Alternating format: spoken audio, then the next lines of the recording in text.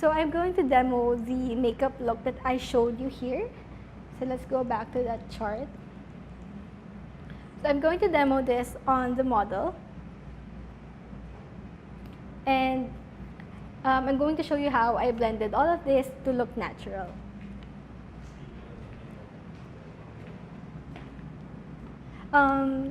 Who wants to like be the model?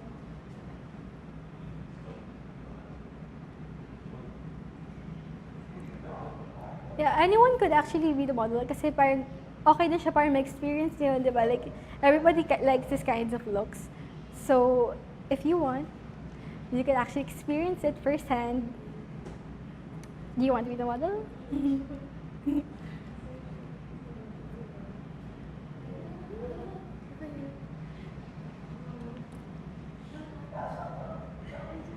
Okay, sige. So we have a model. What's your name ulit? April. Okay, April, please sit on the chair.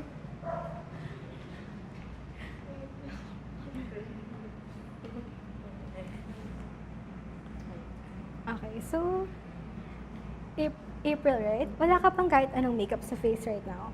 Wala pa. So first you have to do is like clip your hair back. Nakuhaan ako. Huwag kang kabahan. Hindi naman ito masakit.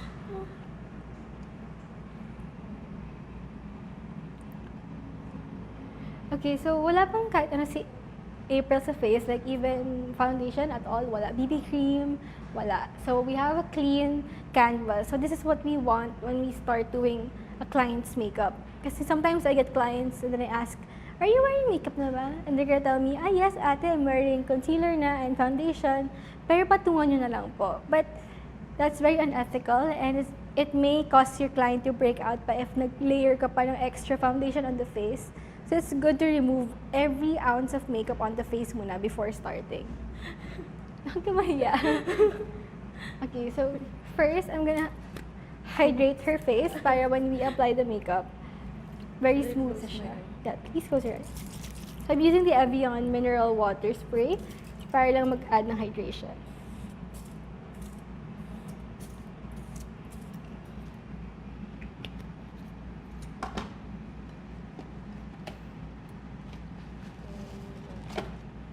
Okay, so while that's drying, I'm going to mix in her foundation shade.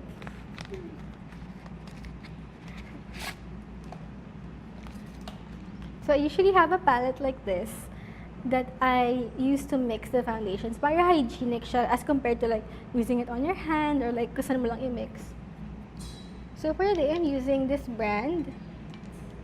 It's the Milani Conceal and Perfect Foundation.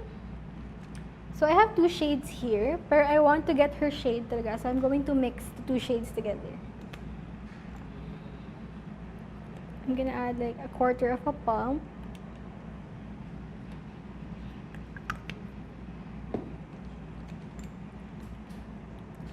Then like a dot lang nito.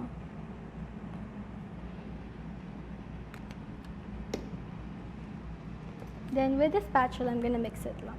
So I'm using only like a bit of foundation.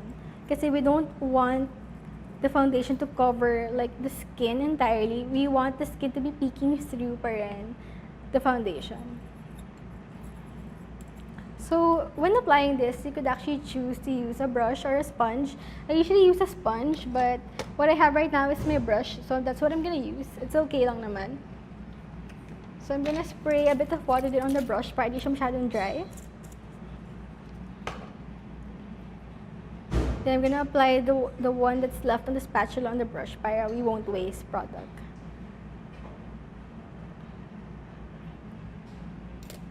So since I've been doing this for years now, I'm used to applying makeup on other people and mixing their foundation shades.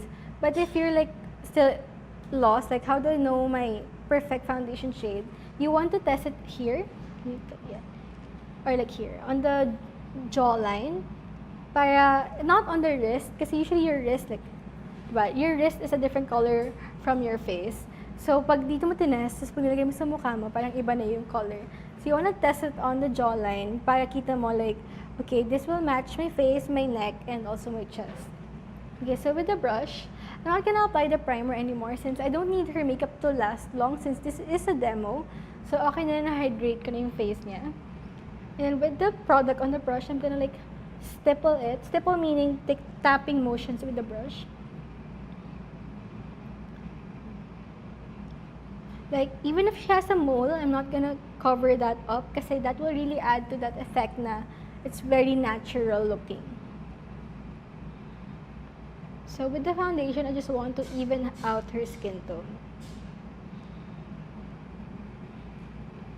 Like, even with clients that have really nice skin, like porcelain skin, no pimples, I still apply a bit of foundation. Kasi if it's bare skin, tapos lalagyan mo ng blush or like ng bronzer on top, it won't be the same as when it has foundation beneath. Kasi at least ito, it acts as a barrier between your makeup and your skin. Kapag skin lang to and nag-oily na siya, wala nang magpo-protect from the makeup on top. Like, okay, yung oil, may directly affected na yung blush and bronzer and etc. on top. So, kailangan ng foundation talaga.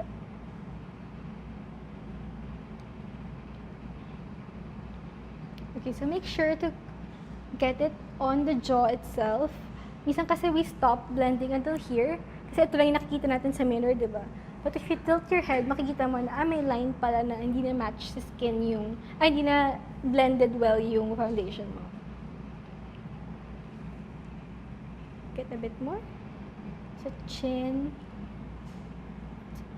forehead.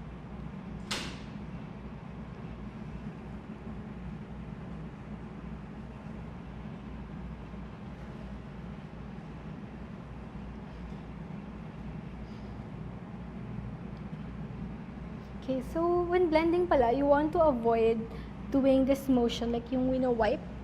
Kasi when you do that, you're shearing out the product. So, hindi na siya nakaka-cover as much as when you like tap it in like this.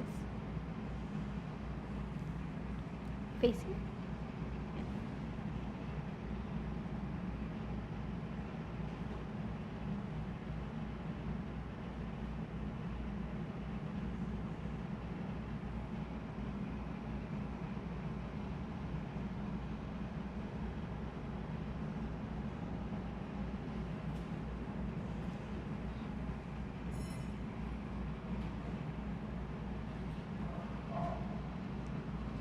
You also want to get it sa hairline here. So make sure you lift the hair like this. So hindi talaga siya magkakaroon ng obvious line ng foundation.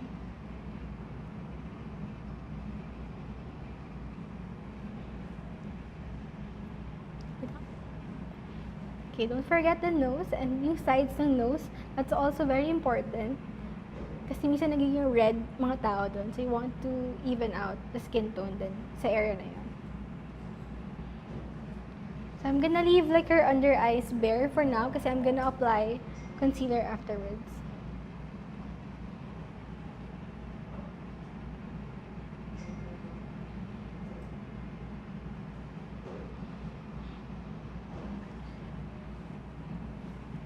And whatever's remaining, I'm gonna apply ito lang sa neck.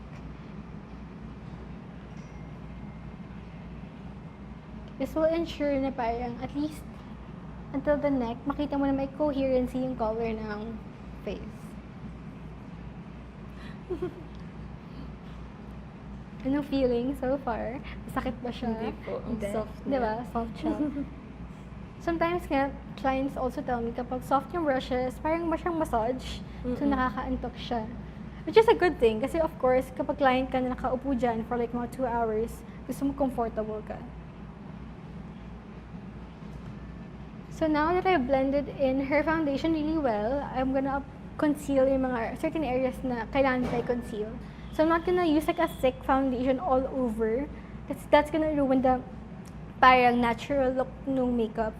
So I'm gonna conceal lang, like concealer kasi mas heavy duty, kumbaga parang yung formulation niya mas pigmented. So I'm only gonna apply it on under the eyes and the nose.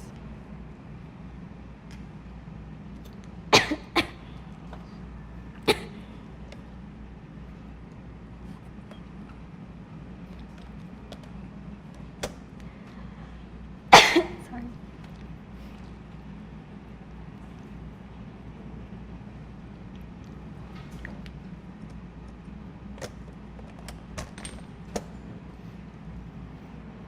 So this is the concealer. Onti lang naman.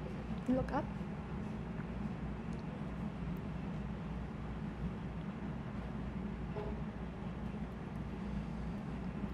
So I'm really targeting yung dark area lang ng mata, hindi yung buong under eye.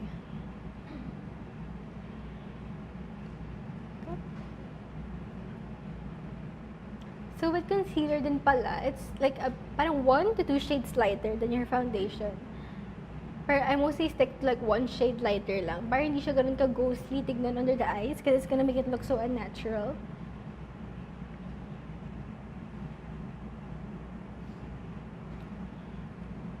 Yan, so I applied it in these areas para even siya, para hindi lang sa mata na sobrang light, and then the rest of the face is like dark na.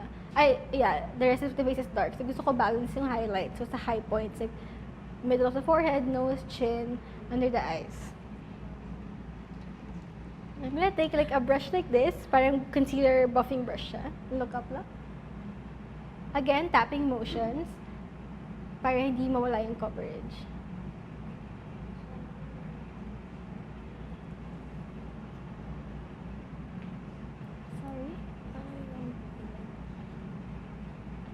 By the way, the concealer I'm using is the MAC Pro Longwear.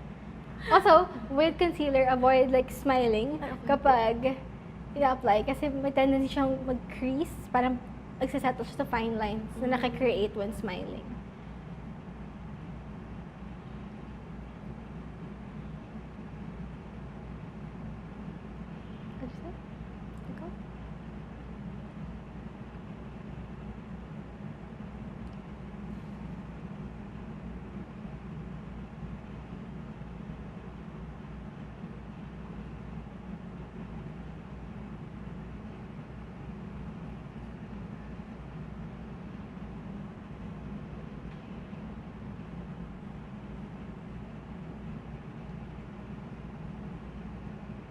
Look up lang.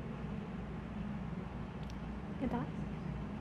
Yan, so again, I'm targeting yung area sa gilid ng nose para ma-conceal your redness.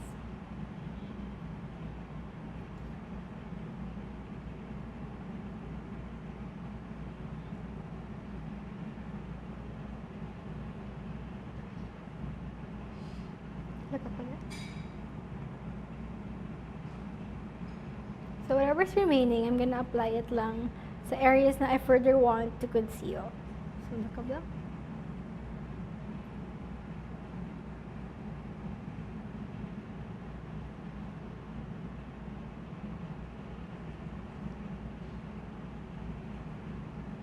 Close your eyes. So I'm also blending the remaining products sa lids para lang ma-neutralize yung color. Kasi minsan yung nag-concealer tayo and then foundation, yung color ng lids, nag-remain siyang brown. So I want to conceal that lang.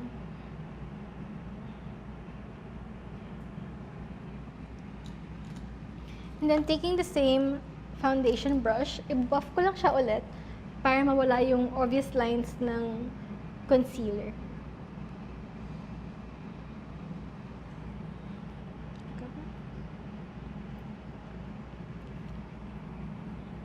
With a no makeup look kasi, or like the natural look, okay lang yung nag-peek through yung ibang imperfections mo. Kunyari, if you have a few acne scars, and hindi siya sobrang na-cover, it's okay. Kasi again, it really helps with the overall look in the end. Yung hindi siya masyadong plastic, tignan. So with her, I don't want to cover like all of the darkness under the eyes. Gusto ko yung parang na-minimize lang.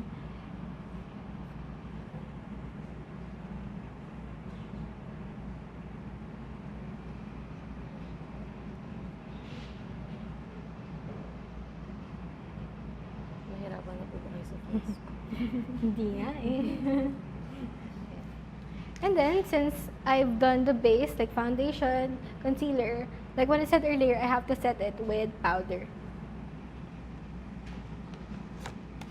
So this contour kit kasi comes with 3 highlighting shades then, which is also a powder-based product. So I'm gonna use like this highlighting shade under the eyes para mas magmukha siyang bright. So I'm gonna use like a small na fluffy brush like this. Look up. I'm gonna sweep it lightly. I'm not gonna do any like baking or like heavy powders on the face because that will really look unnatural.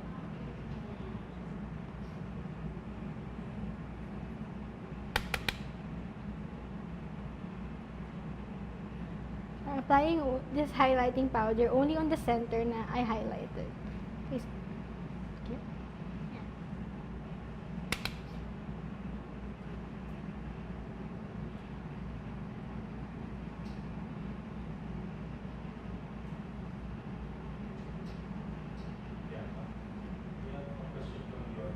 What? What is the best setting powder?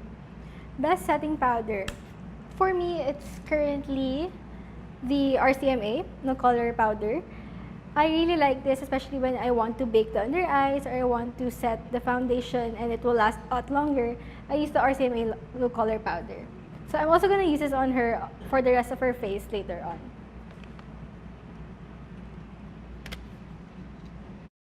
That question was from Sophie.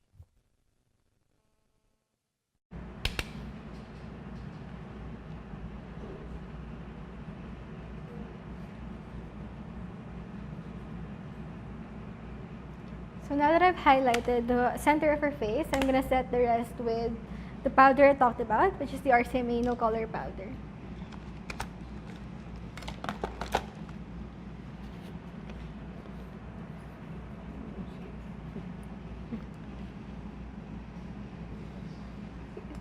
So when you see this powder kasi, parang it kind of looks scary at first kasi parang people ask me, oh, that's so white. But the thing with this, hence the name no color powder, once you blend it on the skin, wala siyang color na iniiwan. It just really sets the foundation in place without leaving any trace of color or like additional color that would alter the color of the foundation and concealer. So I'm gonna use a bigger brush for this. So tap out, fix it. And very lightly sweep it on the face.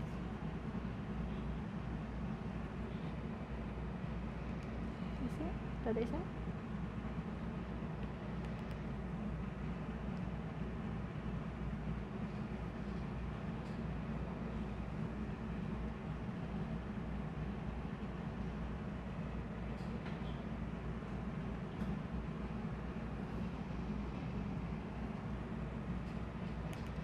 Chill out. So don't forget the neck because we also applied foundation here earlier.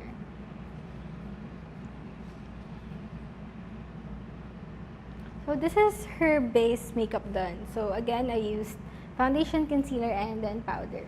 So what I would usually do is to do the brows. So that's what I'm gonna do now.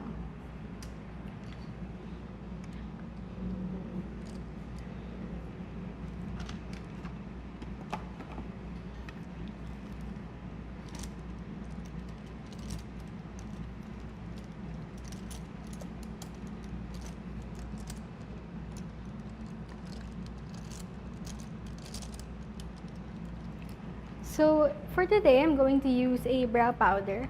I said earlier in my presentation that I usually use pencil to shape and fill in the brows. But since this will be like a natural look, I don't want the eyebrows to be so stenciled. Yung parang kitang-kita mo yung arch. Or like it's so obvious na it's been drawn on.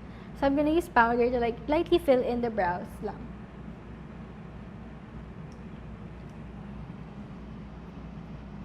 How does the makeup feel right now? Like, is it heavy? Light, very light. So that's what we're going for then when we create a look like this. We want it to be like very, as much as possible, parang thin lang yung layer ng makeup sa face. That's why we blend so much. Hindi yung pagka-blend ng onte, even mo na yung foundation doon. It really has to be well blended para hindi siya mabigat yung feeling sa face. So for her, since she has brown hair, I'm going to use this shade right here, like a medium brown eyebrow powder shade. So close your eyes, chin up. So I constantly ask my clients to close their eyes while I do their brows para relax yung skin na to, yung area na to. Kasi once you open your eyes and do like facial expressions, tumataas yung brows eh. So it's best if relaxed lang yung brows. So I always start with the arch and then just follow the natural shape. So with brows, I also recommend like my students in my workshops or like clients to always get their eyebrows groomed kasi it's quite difficult to actually fill in uneven eyebrows. Minsan kapag uneven yung brows mo and then you fill them in pa, mas na-emphasize pa yung pagka-uneven nila. So it's better to have them groomed agad before filling them in. With her, she has a few hairs under here but I'm not gonna remove that since even naman yung arches niya, and that's my main concern minsan. Hindi yung kalat sa ilalim, but more on the arches itself, if they're even.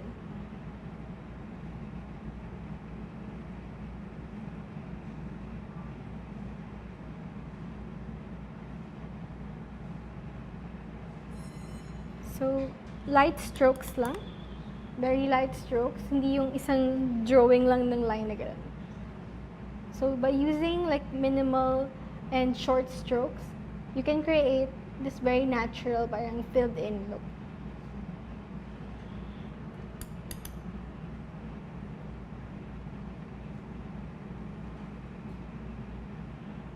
Chin.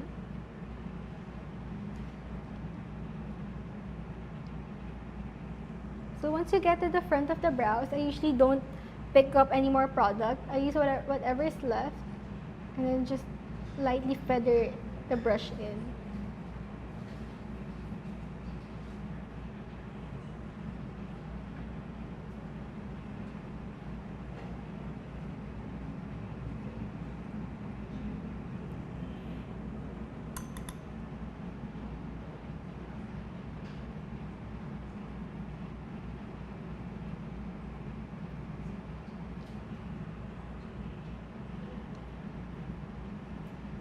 So with powders and pala, it's best to use mga angled brushes like this and a very thin para you have more precision when shaping the eyebrows.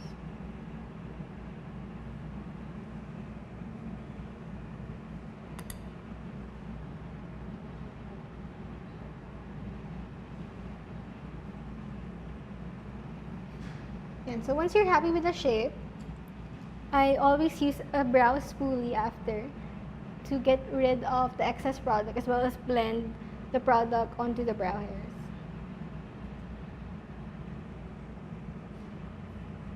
And so this is how I do an eyebrow for like natural makeup looks. I don't want them stenciled in or like super linis with concealer. I just want them very lightly filled in.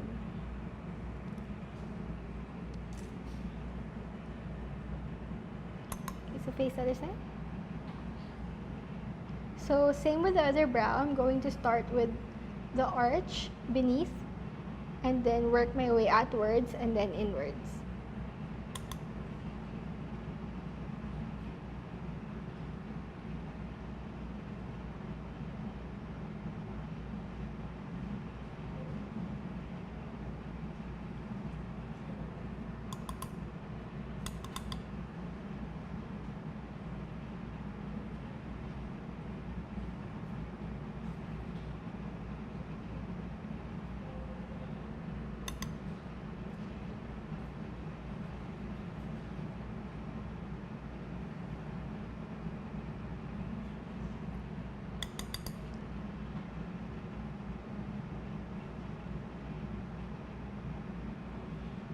So one of the main issues that some people ask me is how do you make them even?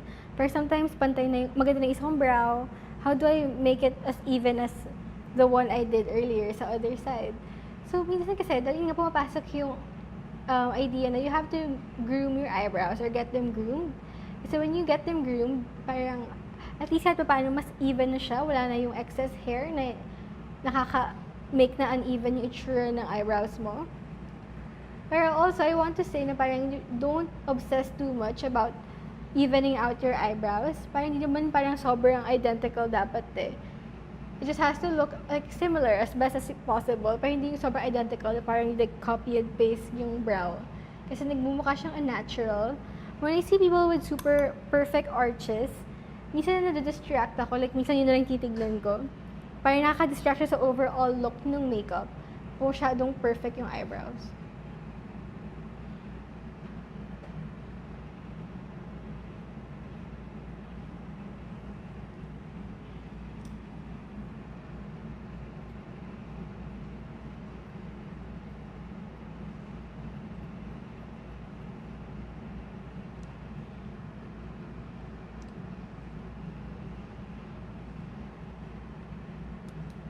sir.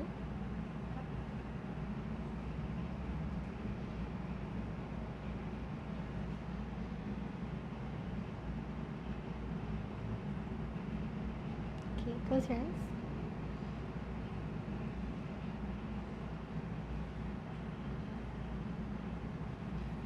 Ayan, like perfect example, like her eyebrows. Her eyebrows are naturally higher sa area na to. So yung growth ng hair here, it starts here, pero dito, mas mababa. So what you do, you try to even out as best as possible, pero hindi siya pwedeng like super perfect unless i-shave mo to, and then i-conceal mo to, and then you draw another eyebrow, which really defeats the purpose of the natural makeup look. Because again, we want it to look as natural as possible.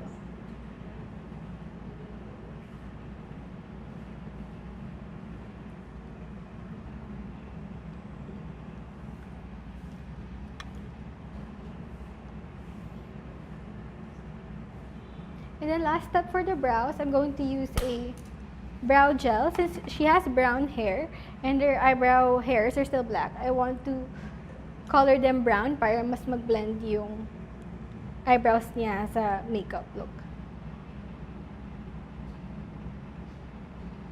I'm using this one from Can Make. It's the Color Change Eyebrow Mascara. So what this does is that it coats the hair with a different color para mag-match yung eyebrow powder, eyebrow pencil dun sa hair nung brows. Kasi?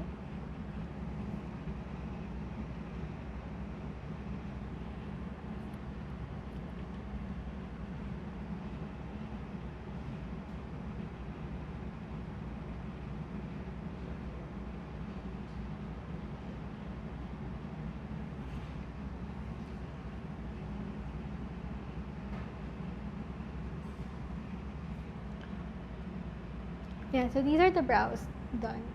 Very soft lang siya tignan, hindi yung sobrang stenciled na very parang Sharpie-like brows. So I'm leaving them as is. Okay, so after the brows, I'm going to do the eyeshadow. But for the eyeshadow, I'm using the same contour palette. Because since I'm going to contour and bronze her face with the same palette, I want the eyes to be in the same color family para mas cohesive yung look. This is the same palette I used on this model. Bianca, we have another question. What's your favorite mascara for yourself and for your clients? For myself and for my clients, I like the Benefit They're Real. This one. Benefit They're Real mascara. I like this because I have really stick straight lashes when I don't curl them. Because when I use like regular mascara lang na hindi waterproof or hindi long lasting, nagdo-droop agad yung lashes ko after curling and applying mascara. So I want something that really makes my lashes stay up without it having to be so waterproof na mahirap na siyang alisin. Because I like waterproof mascara. The thing is, after a while, nagpo-fall off na yung natural lashes ko because mas mahirap siyang alisin. So in turn, when you remove it at night, mas nagtatog ka sa lashes mo. So I like this because it's not waterproof, but it does the job properly. Okay, we have another question from Ella. What foundation is good for those with oily skin? Okay, this one, the one I used, the Milani one, is actually good for oily skin. I also like the L'Oreal Infallible. I think it's the Pro Matte one. It's really good. I tried it on a client once. It's her own foundation. She said, can you use this on me since they say it's good for me? So I tried it and it actually does help control the shine. But I had to layer it with parang a primer pa underneath to really lock in that matte finish on her face. But those two foundations are good.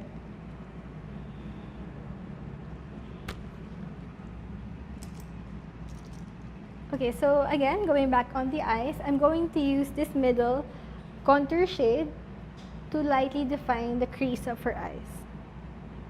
I'm using a fluffy brush like this. Again, it's a natural haired bristle para mas ma-diffuse niya yung color while I blend. So when I do this, I always ask the client to look up so I have a better angle on where her crease is. So I'm gonna start with this parang windshield wiper motion.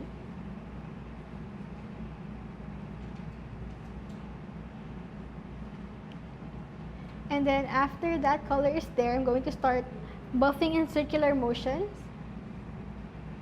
para we get that blown out effect, like the shadow isn't even there. Parang there's like a natural contour lang on her eyes.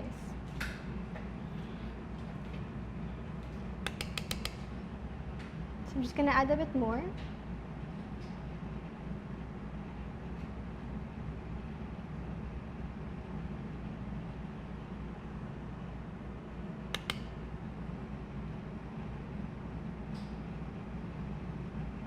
Open your eyes. Look straight.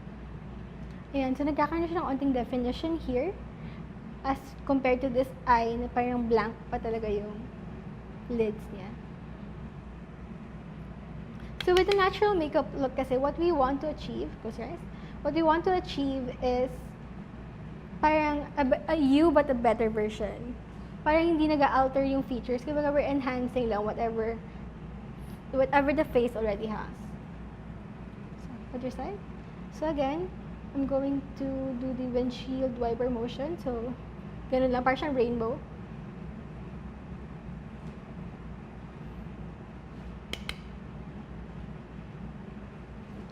And then, once the color is laid out already, I'm going to start blending in circular motions.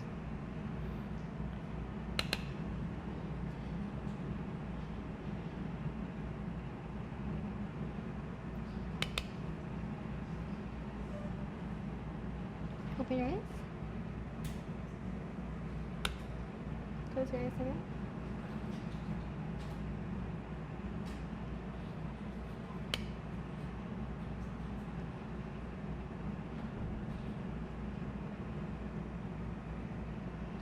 So I'm happy with the initial color application already. So I find that it really did define the crease already, but I want it to be more dark. So I'm going to use this darker contour shade naman. So I'm going to use a small like pencil brush like this. Again, it's a natural haired brush. Then I'm going to focus it on the outer corner. So I'm creating like a V to contour the outer corner.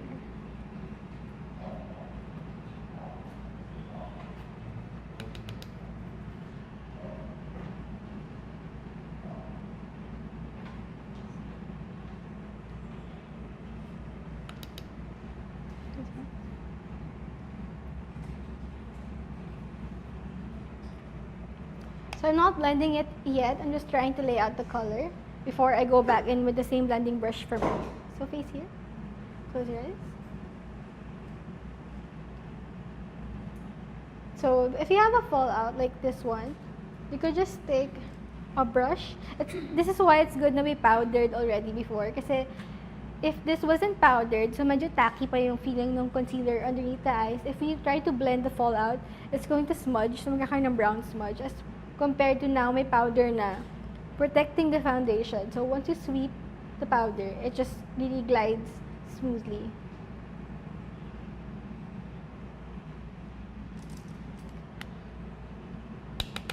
Close your eyes.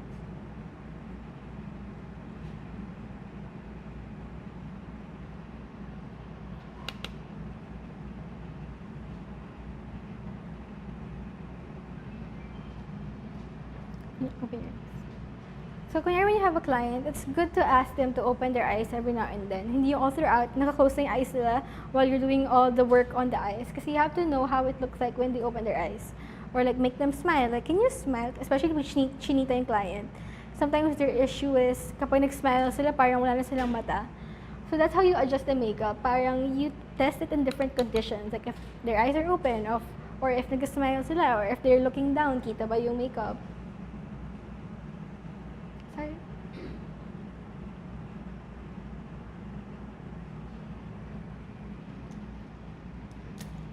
So again, going back to the first brush, I'm going to blend the edges para diffuse yung look. What's good about this natural makeup look is that you don't have to be so careful with the blending with the eyeshadow kasi they all belong in the same color family, like brown lang naman. So it's okay if you blend very like carelessly, if I may, para lang mag-join lahat ng colors together. Open your eyes.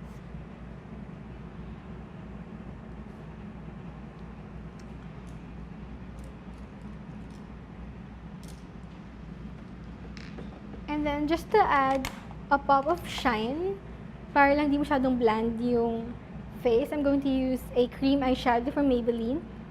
Parang cream shadow siya that has a very intense shimmer.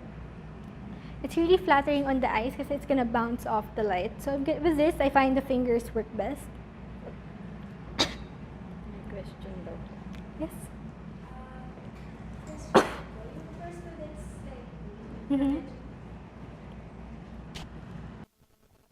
Yung, ano po, for students like me na medyo tight pa po yung budget pagdating sa makeup. Ano po ba yung okay na brands? Or ano? Sa department stores or like drugstores, like Mercury or Watson's, diba, they have a selection of brands. Pero for you ba, what do you use the most? BB Holic lang po. BB Holic. Cream before from Ponds. Yung pinapromote nila before, it's actually a good BB cream. I use it for like a good year. Like yun talaga ginagamit ko the whole year and it's good. It lasts a lot longer than my other BB creams pa nga eh. Tapos, it's only like 300 something. Pag naka-sale pa, it's like 50% off. Parang super mura na niya.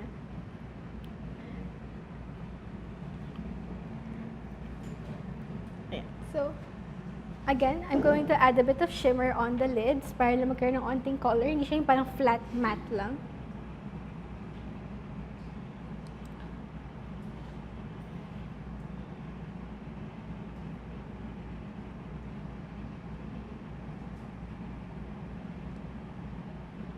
So with this cream shadow, it's still like a brown base.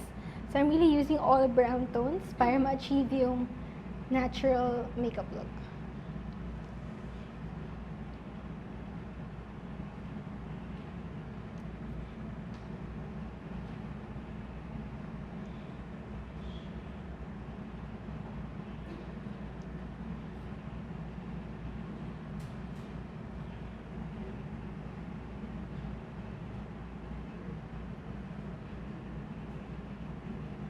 Open your eyes. Close your eyes.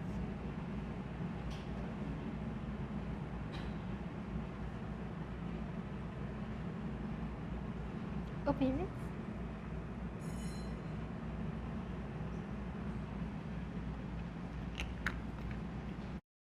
We have another question.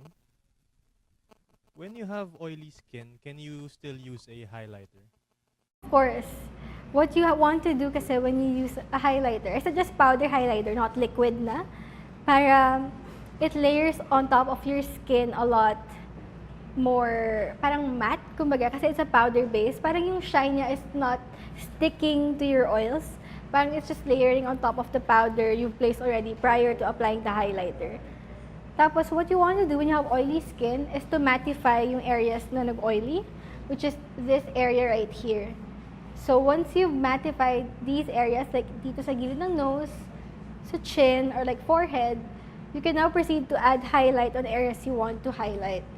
Kasi pangit if nag-oily ka na, then you're gonna add more highlight on areas na parang buong area mo na yung, ay buong face mo na yung shiny. So, you want to mattify certain areas na oily because of your natural oils and then add the makeup highlight sa mga high points like tops of the cheekbones, like bridge of the nose. Pero if you're oily, I wouldn't recommend highlighting the bridge of the nose anymore kasi usually you get oily na here quickly eh.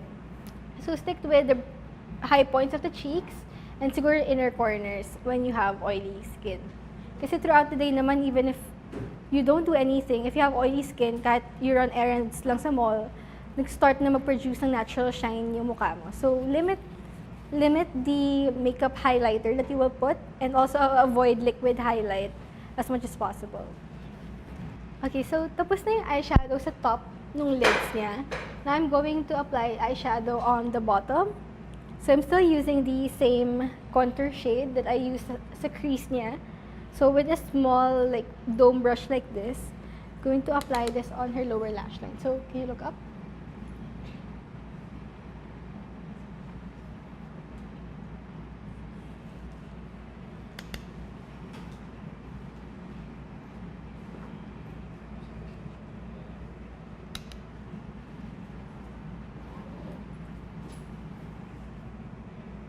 Look the other side.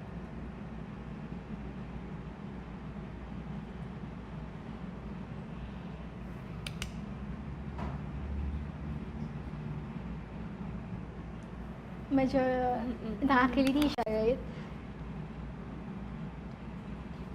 Okay. Okay. And then with the same darker shadow we used earlier, I'm going to define yung outer corners lang para mas mag-widen yung eyes niya. So I'm using a small brush like this. Okay? Then I'm gonna place it sa outer corner lang. So basically, I'm mimicking lang yung ginawa ko sa top lid.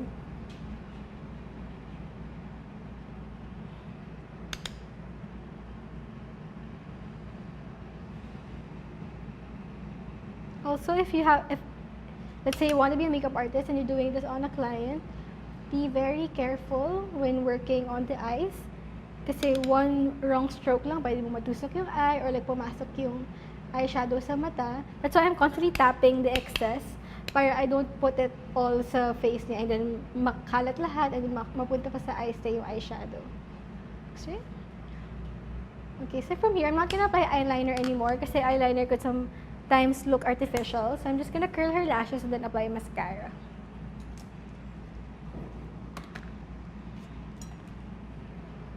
So when curling lashes, especially if you're doing it on a client, you want them to like put their chin up, there, then look down. Keep your chin up, just look down. Yeah. Para you have a better angle of where the lid is, yung pwede mong maipit. Para hindi mo siya talaga maipit, makikita mo lang yung skin itself. I'll keep looking down lang the whole time.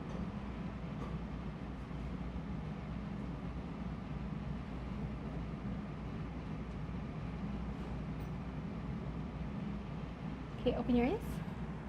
Yan. Just look down ulit. So sometimes, if hindi ko pa siya nakukuha on the first curl, I do it repeatedly. I'm not gonna do it like ng matagal kasi uncomfortable yun sa client. So it's better to put or curl the lashes repeatedly na lang as opposed to curling it for like 10 seconds na uncomfortable na for the client. Look straight. Okay, other side. So chin up, then look down.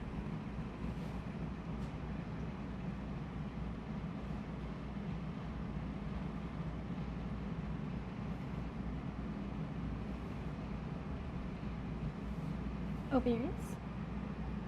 Look down.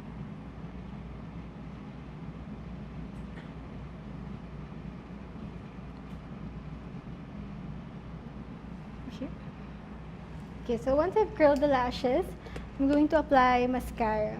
So like what I said earlier, I'm going to use the Benefit the Real mascara because I really like the fact that it holds the curl and it doesn't smudge easily. Look down, chin up, and look down. So with mascara, same concept, just keep the chin up, then look down.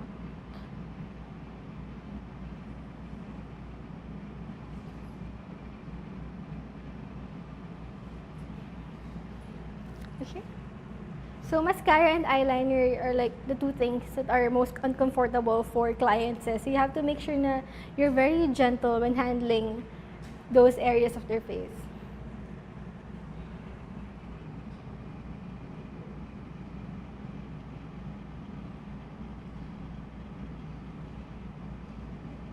Okay, straight. Look down again.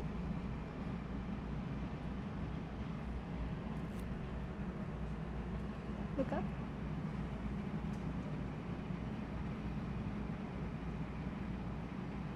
So I'm also applying the same mascara on her bottom lash line para mag-open up talaga yung eyes niya.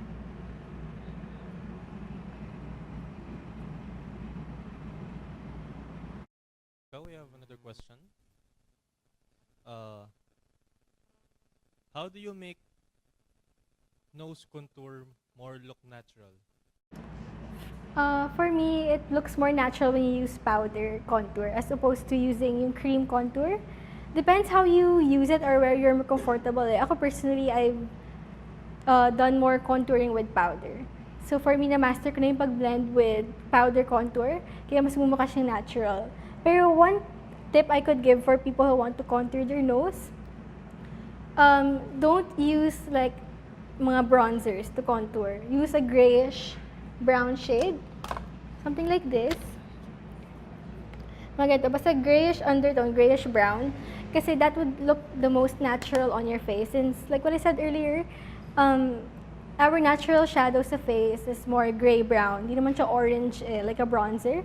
So, you want to mimic the natural shadows of your face when contouring. Also, blend it properly. Don't let it happen na may parang 11s ka lang here, like straight line lang. That's what they call it, 11s. So, don't let that happen. Makikita mo naman when you face the mirror, like if there's like 2 straight lines there, it means you did it wrong. So, you have to blend it. Pero kung cream yan, mahirap na i-blend, kaya I suggest powder na lang para mas may parang leeway ka with your mistakes. Thank you. We have one more. What eyeliner is good for tight lining the eyes? One that won't tug or smudge and will last long. Wait lang, I have it here. I just bought it and I really like it. It's the NYX waterproof eyeliner. I actually tested this on myself before. On my hand pa lang, parang I was watching it sa NYX store. When I got home, I was trying to wash it. It won't come off even with water and soap. Tapos when I tried it on myself, I have watery eyes. It didn't even budge. Parang kahit nag-water na yung eyes ko. So it's really a good kohl eyeliner to tight line with kahit nag-water yung eyes mo.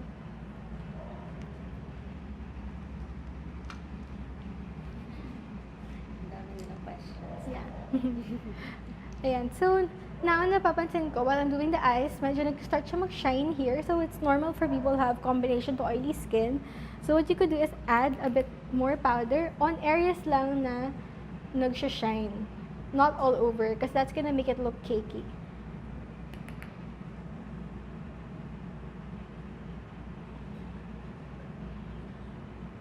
So, it's good to have, especially when you're on the go, especially kung you're office worker ka or like parang you don't have much time to touch up your makeup, it's good to have like a powder lang on your kit, yung mabilis gawin. Kasi usually that's the issue naman with makeup. Yung longevity niya minsan naapektuhan kasi nag-oily na. So it's good to have like a blotting sheet and powder with you to fix your makeup throughout the day.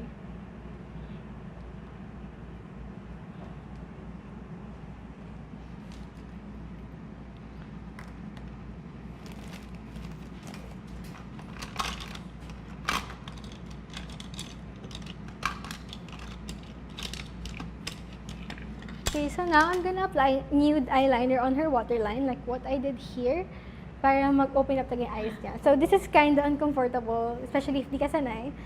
Pero you just have to trust me. Look up. So when doing this, you have to ask the client to relax lang, and then look up. Kasi masyado silang agitated, like wait. May mga gumagano clients eh. Masyado silang kinakabahan to the point na mas matutusok pa yung mata nila eh. So ask them to relax and then just keep looking up.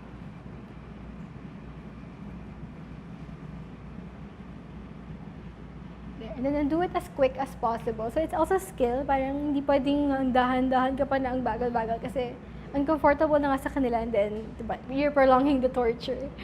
Look up.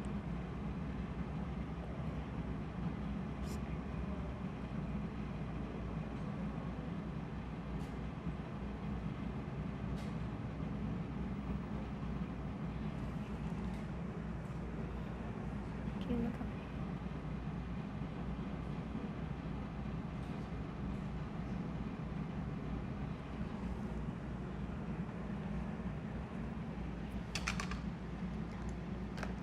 And then with the same detailing brush I used earlier, I'm going to smudge a bit of the darker brown shadow para lang ma-blend yung harshness ng nude eyeliner. Okay?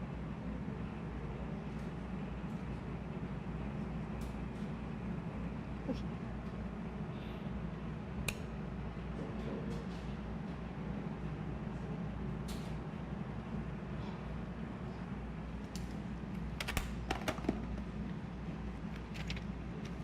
And then last for the eyes, I'm just going to highlight the inner corner. Kasi when you highlight the inner corner, parang it brings more light to the eyes and to the face. So parang mas buhay yung eyes mo. So basically, that's the goal of the look, to make your eyes look more lively without having to do so much. Look up. Just here is the inner corner.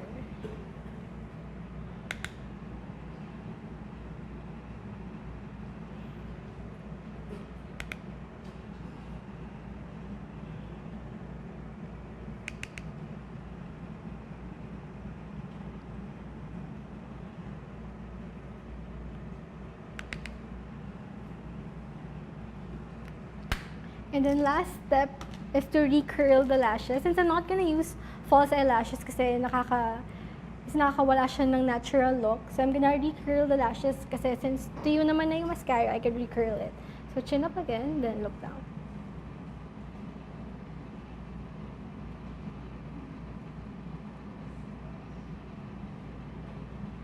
Look here. Look down.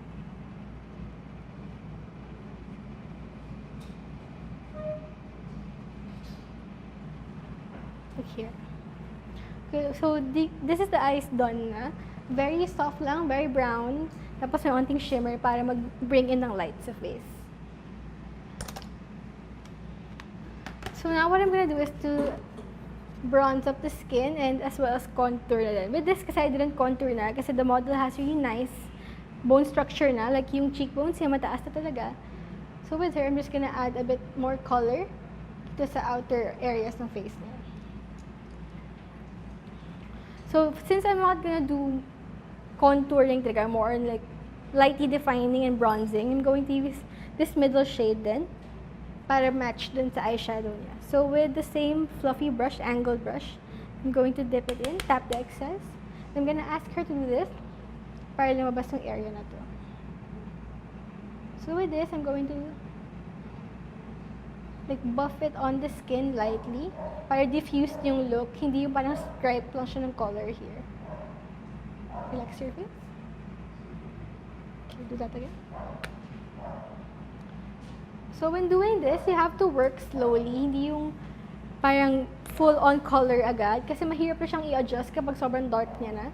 So it's better to work in layers talaga.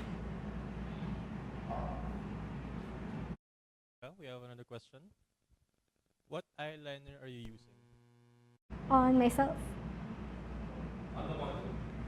I didn't, on the waterline, I'm using the MAC NC15 Studio Chromographic Pencil. I'm sorry, what nude eyeliner are you using? One. MAC Studio Chromographic Pencil in NC15.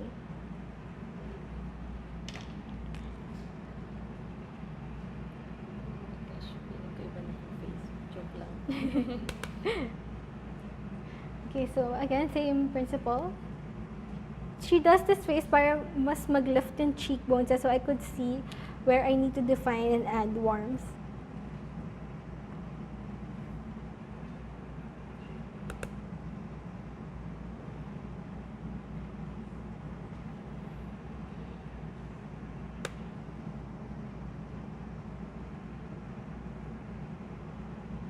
To relax your face.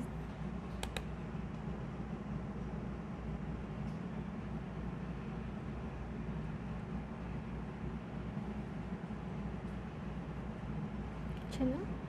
So you also want to blend a bit of it on the jawline para even lang yung color.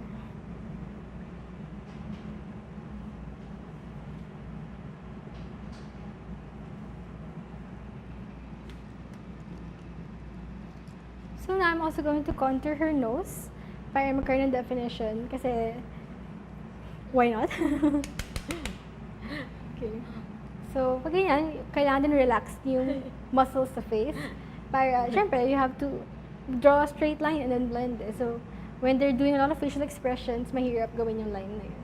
So close your eyes then. So basically, I look for the bridge. So this is it.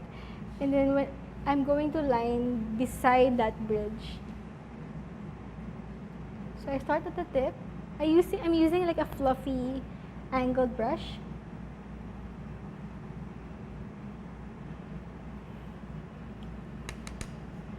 So I use like small amounts at a time and then I start at the tip and then I blend upwards. I start at the tip kasi mas na-realize ko na mas kailangan ng definition on the tip of her nose as compared to here. So mas gusto ko yung product here, mas concentrated here as compared to the upper part of her nose. So as I'm going along, I'm starting to blend. Other side.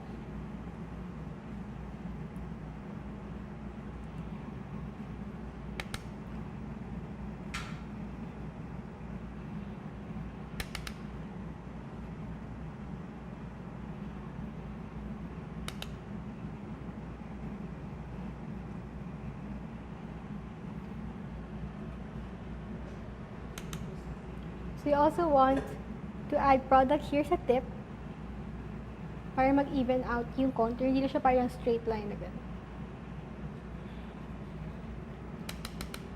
Okay, close your eyes again.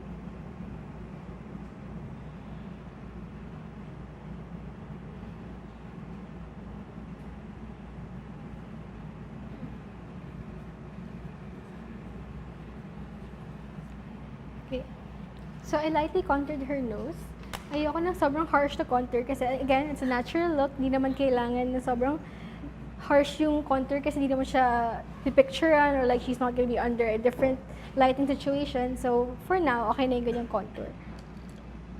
So if you want to blend it more, like the question earlier, you could take like a brush like this and then go around the line para lang ma-ensure na the line is blended talaga. Hindi siya yung remain na straight line lang down the sides of the nose.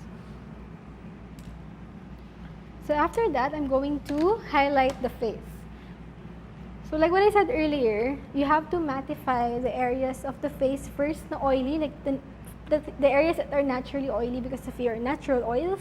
So ito yung areas na yun, like with her kanina. This one, here, down the bridge of the nose, tsaka here. No, here hindi naman eh. Pero that's the shine that we want to eliminate. The shine that we want is on the tops of the cheekbones, like here, sa mga perimeters na to, para magmukhang lively yung face, hindi siya magmukhang oily. Kasi halatang pag oily, nandito yung shine eh. Pag highlight lang na maganda, it's here on the tops of the cheekbones. I'm going to use a small, fluffy brush that I used. So I have a palette here.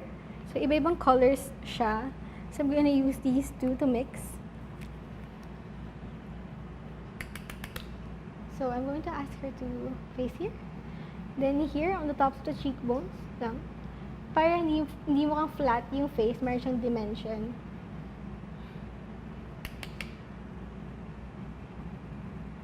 So you want this parang curve here to be highlighted. Pero hindi siya parang stripe lang. You have to blend it pa rin.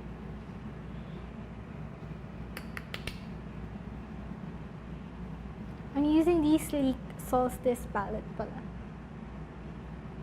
Other side?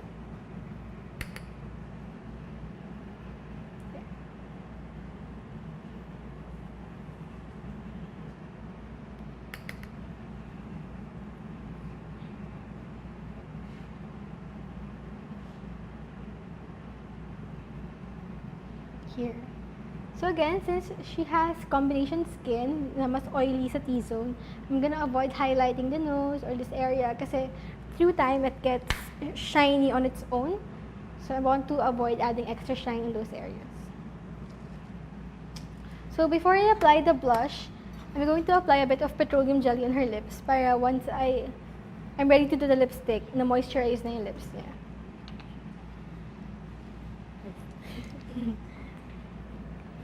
So up.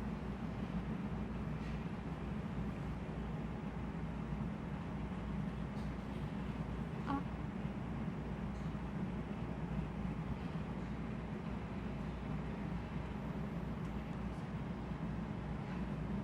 Okay, spread it lang.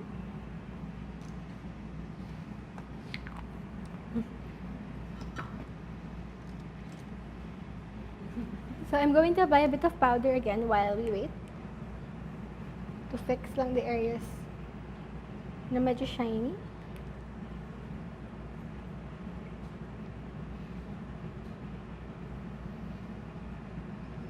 So again, if ganito pala yung skin type nyo, na medyo mas oily kasi T-zone, it's good to have a primer beneath the foundation para mas makontrol yung oils. Pero for testing lang here, for demo, okay na yung ganito. I'm showing you lang how to touch up your makeup when you get oily throughout the day.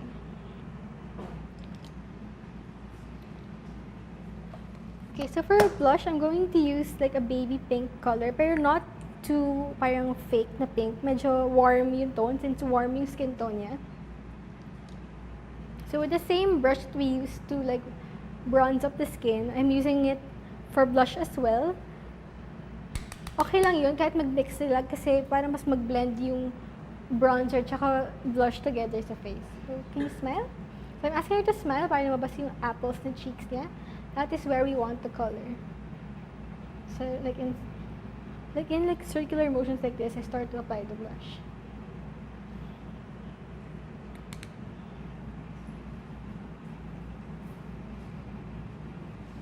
So I apply the highlighter first before the blush kasi I don't want the highlighter to be too stark on the tops of the cheekbone. So when you apply the blush on top of that highlighter, parang nagbumukhang lit from within na yung look, parang nasa ilalim na yung highlight. It's still there, pero hindi na siya ganun ka-high impact, which we want.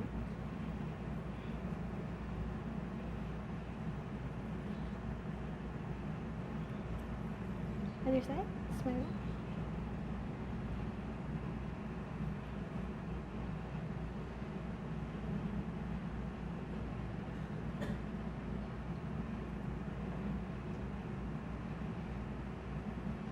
Relax your face.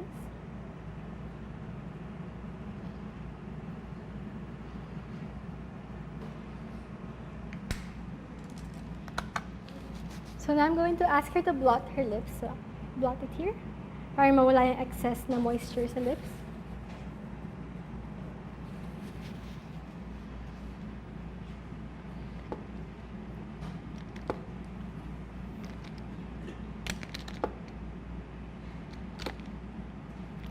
So for the lips, I'm going to use like a nude pink color since again we're going for the natural look. So I'm using Faux by MAC. So I always use a lip brush for my clients. Para mas may precision and mas hygienic siya. So smile. There. I ask her to smile para makita ko talaga yung line ng lips niya.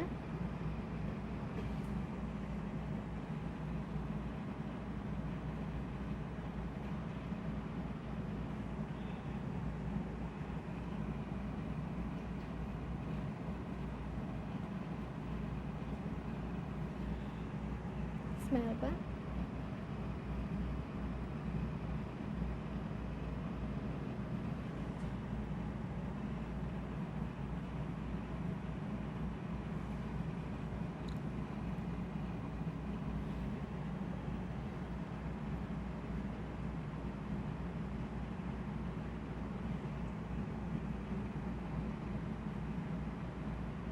So the lip brush really helps yung precision ng pag-apply ng lipstick.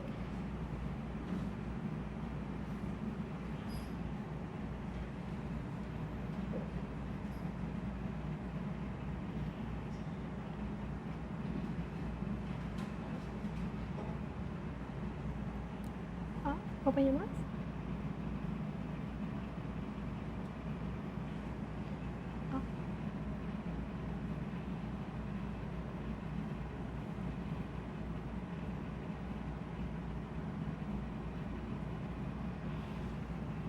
So if it's too pink, I find it's kind of too pink for her skin tone, I'm going to layer something nude para ma-tone down yung pagka-pink niya.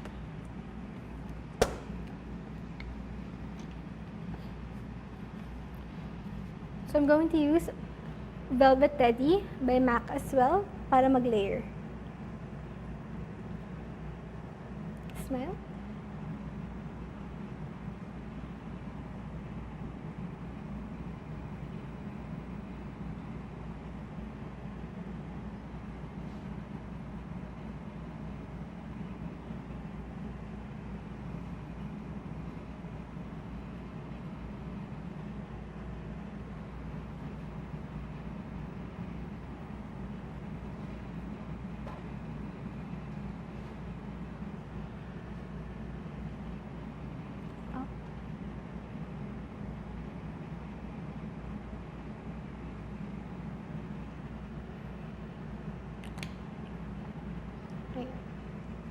This is what we want kapag natural look lang. Nothing stands out too much.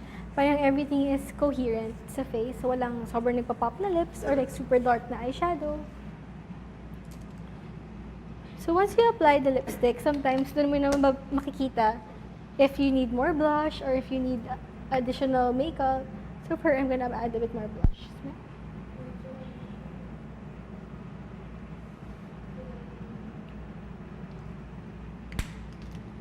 Ayan. And then the last step is to set it. But I'm not going to use a setting spray. I'm going to use a facial mist Para yung powdery finish ng face ngayon mawala, para mag-melt siya sa skin. So close your eyes. So chin up.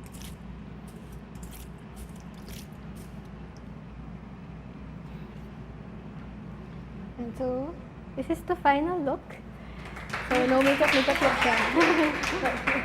Do you wanna see your, wait. I'll show you how you look like. Ikaw lang din ata. Ready na for grad pic. So, what do you think of the makeup? Ang cute. Joke lang. Ang cute daw niya. Nag-blend siya sa skin tone ko. Di Yeah. sobrang angat na angat. Anong feeling niya right now? Yung mismo foundation and all, sobrang like, hindi po siya. Hindi siya irritating na parang gusto mong alisin. So yun, that's what we want to achieve when doing a no makeup look. Yung comfortable lang, at the same time na-enhance lang yung facial features. Thank you, April, for being my lovely model.